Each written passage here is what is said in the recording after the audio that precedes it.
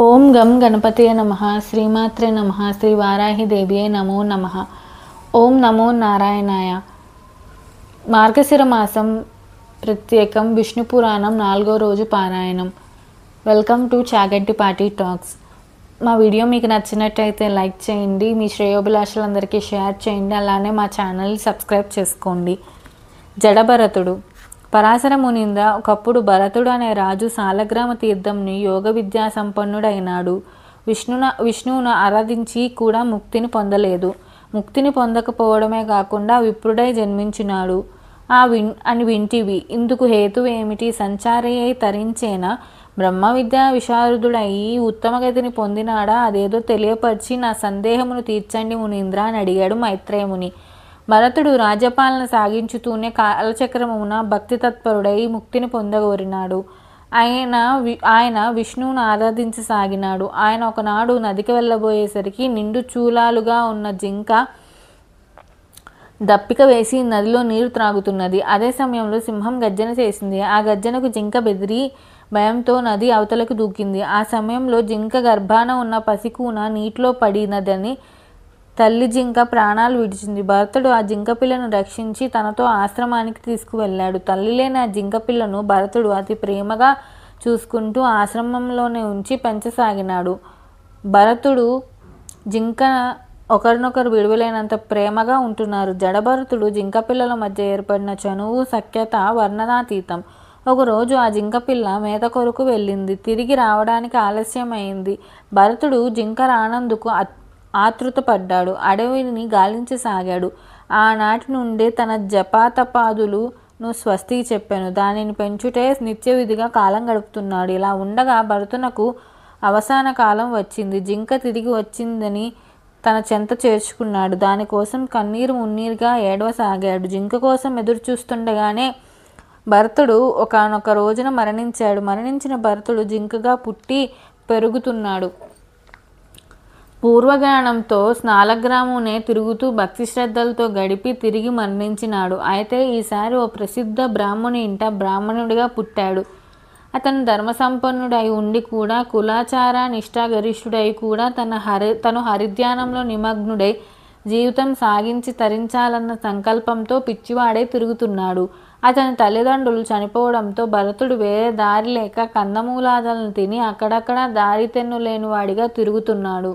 బాహ్య ప్రపంచ చింతను వర్జించి నిరంతరం భగవద్ధ్యానముతో రోజులు గడుపుతున్నాడు. చూపరులకు జడునివ్వక కనపడుతున్నాడు. అందువల్ల జడభరతుడని అనబడుతున్నాడు. దేశదిమ్మరిగా తిరుగుచుండిన భరతుణ్ణి అతని అన్నలు పొలమున కావలి ఉండమని నియమించారు. భరతుని ఏకాంతమునకు సరైనదిగా ఉండటం వలన పొలమున కావలి కాస్తూ కాలం గడుపుతున్నాడు. ఇలా ఉండగా ఒకరోజు వీరరాజు అనబడే రాజు విరక్తుడై ఇక్షుమతి నది తీరమున తపస్సు చేయుటకు పల్లకిలో ఆ పొలం మీదుగా వెడుతున్నాడు. అధికంగా అలసిన పల్లకి బోయలు భరతుణ్ణి చూశారు.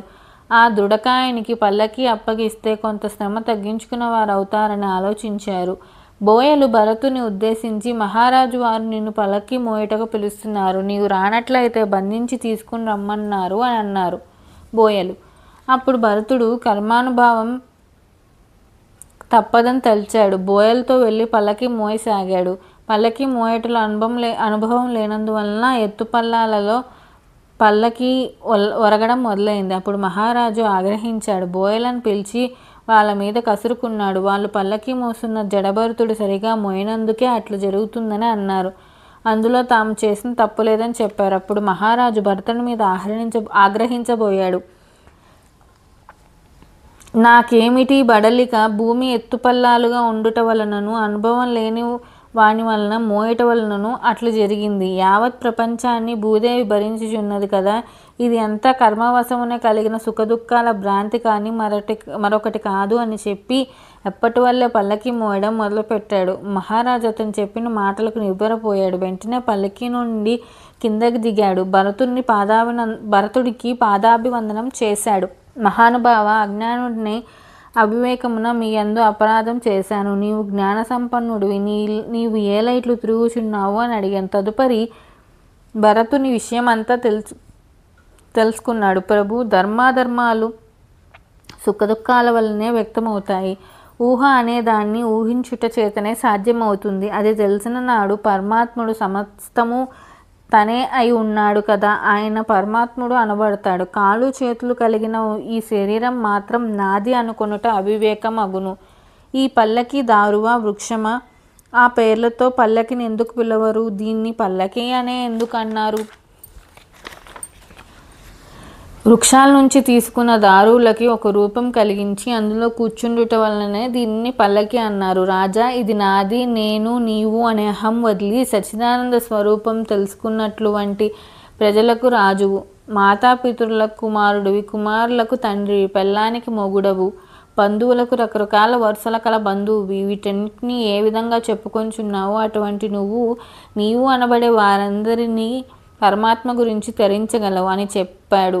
అప్పుడు మహానుభావ, మీరు సామాన్యులు కాదు, విరక్తుడైనటువంటి కపిల మహర్షి వద్ద పరమార్థం గురించి తెలుసుకోవడానికి బయలుదేరుతున్నాను. మార్గమధ్యంలో మీరు కనిపించినారు. అనుగ్రహించి నాకు అందుకు గురించి హితోపదేశం చేయండి అని అడిగాడు మహారాజు. మహారాజా, నీవు నన్ను అడగునది పరమార్థమా లేక శ్రేయముల గురించి? శ్రేయములు పరమార్థములని ఇస్తాయి కదా అని అడగగా, శుభములు అనేక విధములు, నిత్యదేవతారాధన యుక్తమైనది అని తెలిస్తే మాత్రం సంసార సుఖం, రాజ్య నిర్వహణ, అందువలన సుఖదుఖములు తప్పవు.